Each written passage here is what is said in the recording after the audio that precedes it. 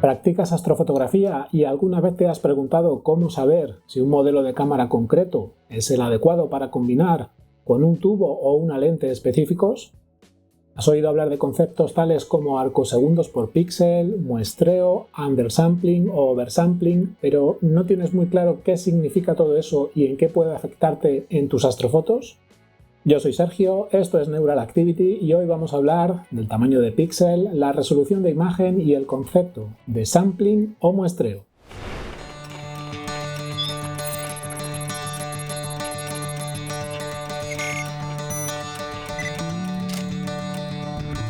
Cuando empezamos en astrofotografía y a la hora de elegir un modelo de cámara de captura, además del precio, todos solemos fijarnos principalmente en las características habituales y más conocidas de este tipo de dispositivos. En ese momento nos planteamos si utilizar una cámara de tipo DSLR o una cámara dedicada para astrofotografía, si la cámara va a estar refrigerada o no, si la vamos a utilizar para planetaria, para espacio profundo o para ambas cosas. Además, nos fijamos en algunas de las especificaciones técnicas del sensor de la cámara, como el tamaño en milímetros, la cantidad de píxeles de ancho y de alto, el ruido de lectura o la eficiencia cuántica, entre otras. Pero dentro de todas estas características hay una especialmente importante, que sobre todo al principio, cuando estamos empezando y no entendemos muy bien en qué nos puede afectar todo esto, pues solemos pasarla por alto y a veces no le prestamos suficiente atención. Estoy hablando del tamaño de píxel, que no es otra cosa que la medida en micrómetros o milésimas de milímetro de cada una de las pequeñas celdillas recolectoras de luz o fotorreceptores electrónicos que componen el sensor de la cámara. Ojo, y hago un inciso en este punto porque habitualmente terminamos llamando píxeles a estos receptores de luz del sensor cuando realmente los píxeles son la información digital obtenida a partir de ellos y de los que está compuesta la imagen final que vemos en la pantalla de nuestro dispositivo. No obstante, como una cosa lleva a la otra, muchas veces escuchamos la palabra píxel haciendo referencia a estas celdillas físicas de los sensores de la cámara. Por ejemplo, para indicar la cantidad de ellos que tiene un sensor, se suele decir que tiene tantos píxeles de ancho por tantos píxeles de alto, cuando realmente lo que nos estamos refiriendo es a la cantidad de celdillas recolectoras de luz que tiene dicho sensor. Acabo aquí el inciso y volvemos al asunto del tamaño de píxel, o mejor dicho, el tamaño del fotorreceptor electrónico del sensor. Este dato se puede consultar directamente en las especificaciones técnicas de la cámara o incluso lo podemos obtener si conocemos el tamaño en milímetros del sensor y la cantidad de píxeles que tiene este. Tan sencillo como dividir una cosa entre la otra. ¿Y por qué es tan importante este parámetro del sensor de la cámara y en qué puede afectarnos a la hora de hacer astrofotografía? Pues bien, el tamaño de píxel junto con la distancia focal del tubo o lente con el que estemos trabajando va a determinar lo que se conoce como resolución de imagen. La resolución de imagen se mide en arcosegundos por píxel e indica, por expresarlo de forma sencilla, la cantidad de espacio que contendrá cada uno de los píxeles de nuestra captura. Este valor se puede calcular a través de la sencilla fórmula que os estoy mostrando en pantalla, o como vamos a ver ahora, usando algunas aplicaciones o herramientas informáticas que la calcularán por nosotros. Y es que, como ya sabéis, la bóveda celeste se mide en unidades angulares, es decir, en grados, minutos y segundos. La circunferencia o horizonte angular completo tiene 360 grados, cada grado abarca 60 arcominutos y cada minuto contiene a su vez otros 60 arcosegundos. Por otro lado, sabemos que la cantidad total de espacio que vamos a poder capturar dentro del encuadre de nuestras imágenes viene dada por la longitud focal del tubo o lente que estemos usando y el ancho y alto en milímetros del sensor de la cámara. Recordad que este campo de visión podemos simularlo fácilmente de forma gráfica con la ayuda de Stellarium y el módulo de oculares. Para ello, solo tenemos que introducir los datos del tubo y la cámara que vayamos a combinar, es decir, la longitud focal y la apertura del tubo o lente y la cantidad de píxeles y el tamaño en milímetros del sensor de la cámara. Una vez introducidos los datos y cuando seleccionamos la combinación de tubo y sensor apropiados, se mostrará en pantalla un recuadro de color rojo indicándonos la porción del cielo o campo de visión que contendrá cada imagen obtenida con ese conjunto de cámara y tubo. Además, el propio Stellarium ya nos está dando en la parte inferior del recuadro rojo los datos tanto del tamaño del campo de visión, en grados, minutos y segundos, como la resolución de imagen resultante de esta combinación de tubo y cámara. Otra herramienta muy útil para calcular la resolución de imagen es la web de Astronomy Tools, en concreto el módulo llamado CCD Suitability Calculator.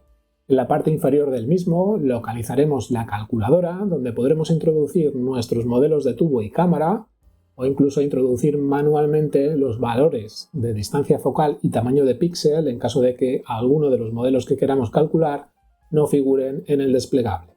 Igualmente podremos indicar si estamos utilizando algún tipo de lente Barlow para multiplicar la focal o algún reductor para dividirla. Uno de los parámetros interesantes que nos ofrece esta calculadora es que nos permite indicar la calidad del cielo o silling del sitio desde donde vayamos a utilizar nuestro equipo. El mal silling puede hacer de embudo a la hora de determinar que una resolución de imagen pueda ser apropiada o no según la calidad del cielo que tengamos. En cielos malos, la turbulencia atmosférica hará que resoluciones de imagen más altas puedan ser incluso aceptables, ya que la propia inestabilidad de la atmósfera impedirá fotografiar los objetos de forma más nítida y puntual. En cielos con buen silling será interesante una resolución de imagen más baja y lo más óptima posible para poder aprovecharnos y sacar todo el partido posible a nuestro conjunto de tubo y cámara. Entonces, ¿cuáles serían los valores óptimos de resolución de imagen que deberíamos obtener según nuestra combinación de equipo y el cielo en el que lo estemos usando? Pues para responder a esta pregunta podremos usar como referencia el rango de valores típicos recomendados que sería entre los 0,67 y los 2 arcosegundos por píxel. Si además indicamos un valor concreto de cielo a la herramienta, podremos fijarnos en la barra horizontal inferior coloreada y comprobar si la pequeña marca blanca vertical se encuentra más o menos dentro de la franja verde. Si nuestra combinación de equipo y cielo da como resultado una resolución de imagen que se encuentre por encima o por debajo de esos valores, o muy lejos del color verde de la representación inferior, entonces podremos encontrarnos con un problema de lo que se conoce como submuestreo, undersampling en inglés, o sobremuestreo, oversampling en inglés.